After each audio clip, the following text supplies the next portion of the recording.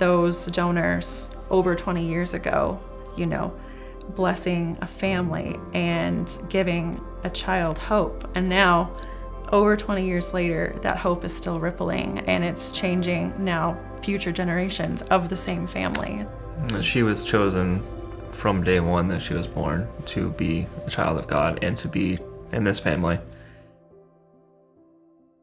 We are Colton and Cheyenne Lowe. We live in the Kansas City area, and our daughter is Swati, and she is 3.5 years old now. My siblings were both adopted from India when I was a child. That was my normal growing up, and it was a huge honor to get to go with them to India to get my sister, and truly life-changing to be in an orphanage, see kids my own age in that situation without a family. My brother was actually one of the first Show Hope grant recipients. My family was immensely blessed by that.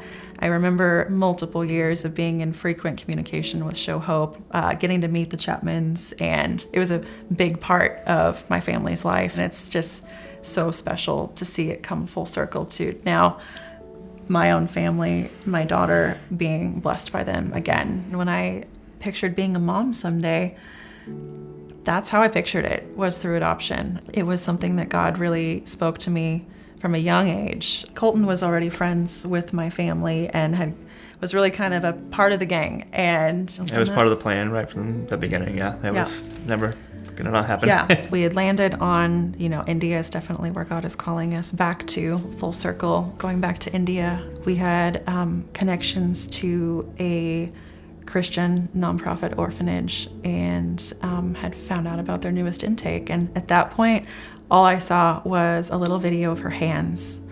That's all. And God made it very clear that we were supposed to learn all we could about those precious little hands.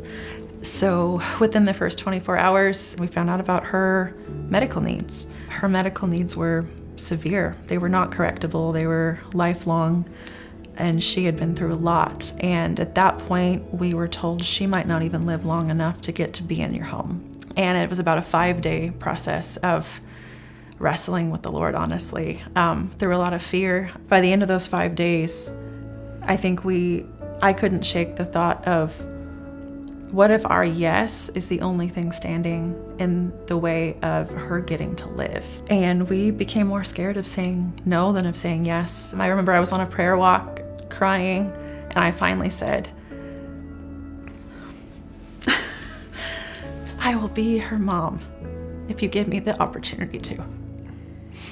When it was time to leave for India, the process had sped up so much there in the end that we actually didn't have some of the months we'd anticipate to do the final bits of fundraising that we needed for traveling in India. And one way took us to India without the money to give back, really. Yes. So. Not even the money to be there for a month. And it was right at that time that we received word from Show Hope that we had gotten an adoption aid grant, and it covered our trip to India, all of our living expenses there. So that timing was absolutely from the Lord. She was in need of critical care very, very quickly. We actually had to fly directly from India to our out-of-state hospital to work with specialists and surgeons that our area of the country doesn't even provide.